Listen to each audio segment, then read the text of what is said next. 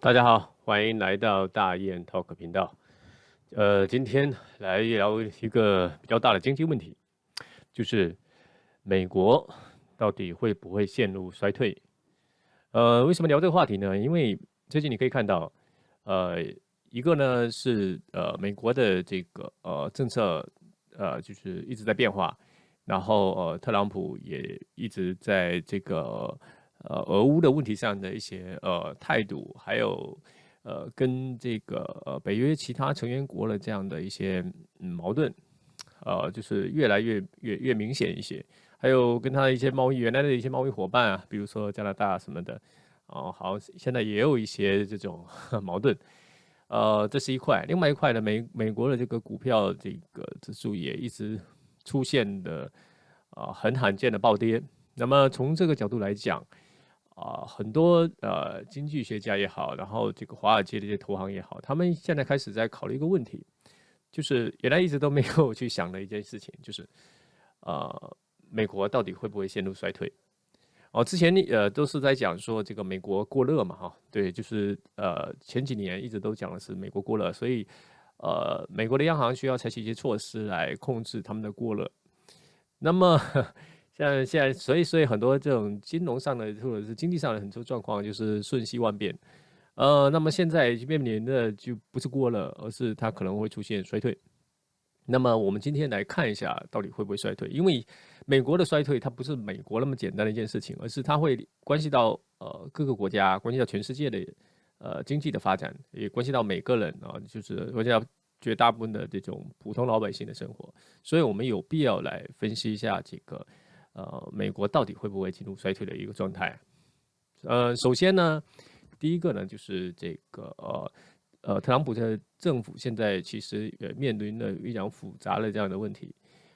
一个呢就是大规模的在削减这个政府的这个开支，所以它这个对整个经济可能会形成一些就是运作上可能会出现一些问题。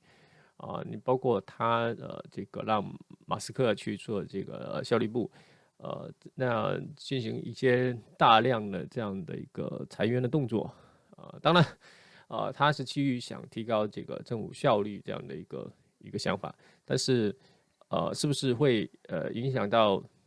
至少在一段时间内，是不是会影响到这个经济的一个运转哈，各个部门的这样的协调的这样的一个事情？所以这个在投行或者在经济圈里面，他们其实是有这方面的担心，就是说起码在短期之内，他觉得这个可能会对经济产生一些负面的这样的影响。所以这个是就是政策面的这样的一个变化，包括特朗普的这个贸易战他对很多国家采取一个就是比较强势的这样的一个态度然后在政策上、在关税上他都做出一个相对更加强硬的态度。那么这样的会增加他跟盟友之间的一些摩擦，包括原来一些贸易国家的这样的一个就是纷争。那这些东西可能在某种程度上是会影响到美国的经济的，因为关税壁垒这从经济学的角度来讲，它是会有很多的问题的更何况就是这么大面积的跟几乎是就是很多很多国家同时产生这种矛盾的话，那么对于短期之内的美国经济可能也是一个比较大的一个打击。另外一个呢，就是在大量的这种裁员的过程当中，包括现在经济的这个美国的经济其实已经出现了一些状况，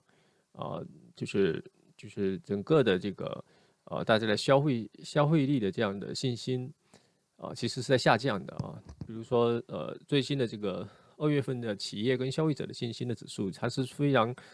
出现一个很明显的一个骤降的一个过程，所以也凸显了对关税政策引发了这样的一个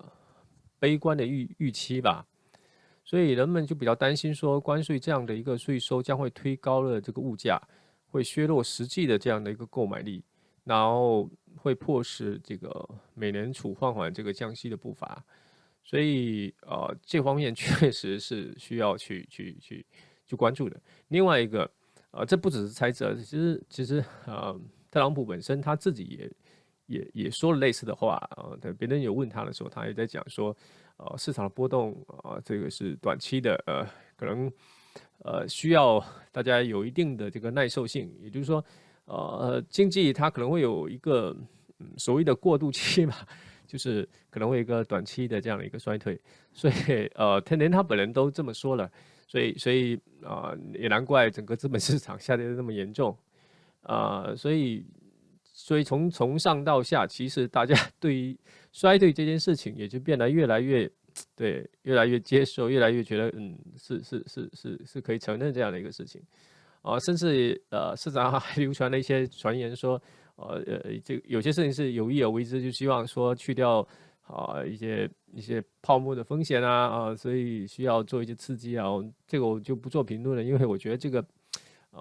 多多少少有一点点阴谋论吗？还是说想太多了这样的因素？所以这个我不去考虑，只能说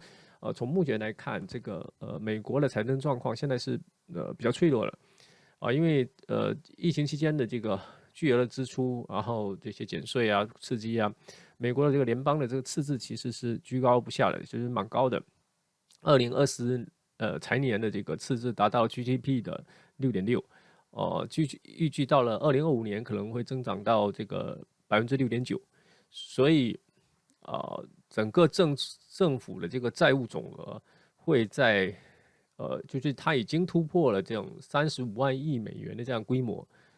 就是已经是非常非常厉害了，所以这个是几乎是二战后前所未有这样的一个债务水平，远远超过很多发达国家的平均的这个债务负担。所以一个就是这个债务的利息也会越来越多嘛，就是你的利息现在就是债台高筑，所以从这个角度来讲的话，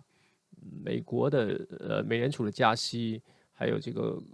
高债务的这个基数会导致它的这种利息支出会猛增。从2020年的3450亿猛增到8820亿，四年之间几乎翻了2番，所以到了2024财年，这样的联邦利息支出就已经突破了1万亿美元，也超过了同期的这个国防支出，所以它就成为了仅次于这个社会保障的第2大联邦预算支出。所以你可以看到说这些很高的债务利息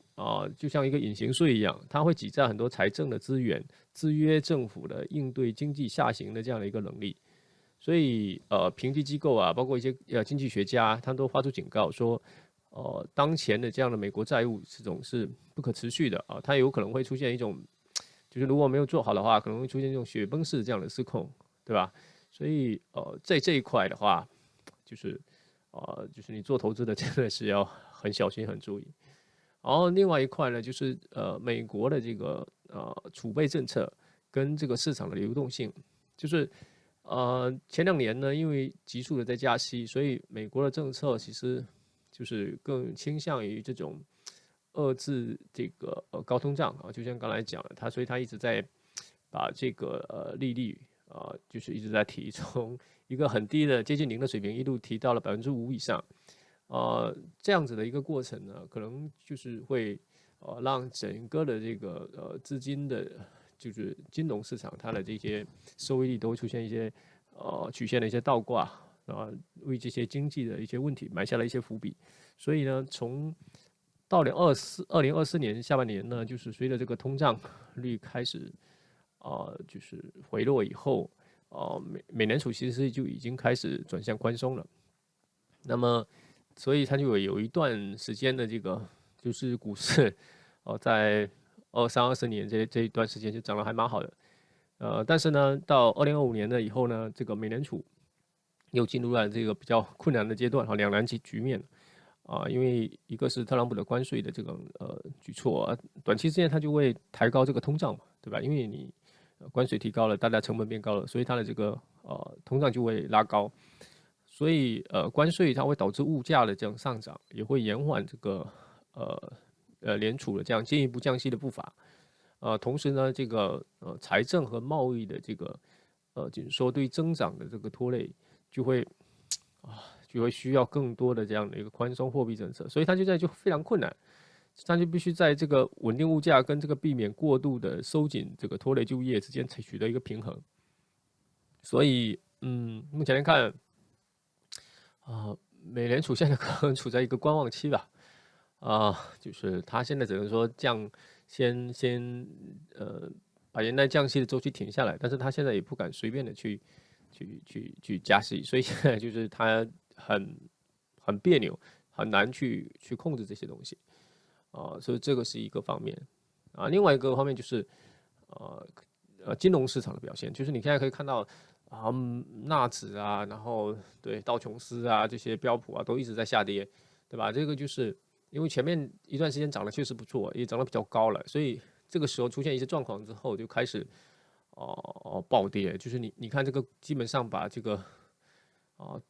整个的这个大选这阶段的这个涨幅全部跌回去了，是吧？所以有的你看那个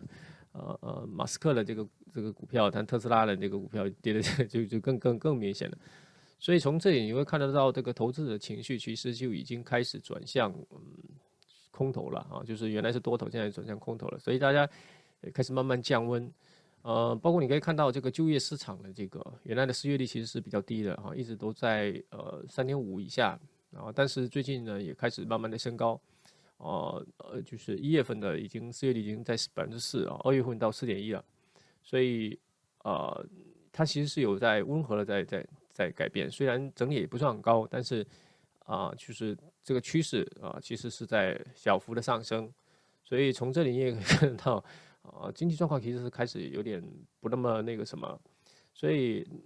包括另外一方面就是企业的投资跟制造业这一块，就是它的这个消费指数啊，就是固定投资这一块啊，企业固定投资这一块，现在原来是有一点反弹，但是最近又开始向下，所以不管从这些硬数据啊、软数据啊，都可以显示这些企业对未来是保留的这种保留态度吧，他们可能比较谨慎，所以你可以看到很多信心指数啊，消费者信心指数也下降到一个比较高的一个位置。然后通胀预期呢也是就是明显的飙升了，所以现在美国我觉得出现一个蛮困难的阶段，所以你要说美国会不会出现衰退，我觉得这个是没办法排除的，因为综合来看就是美国距离这个衰退可能一点点就差一点点但是虽然现在没有发生，但是就是你可以看到各个方面的这些风险因素，其实都在显著的这样的发生或上升所以就是你从美国的各个指标、软硬指标来看其实都蛮危险的，所以我是觉得这种可能性不是没有不像之前在谈的时候会觉得这些无稽之谈什么什么之类的。现在你可以看，不管从就业、通胀还是消费、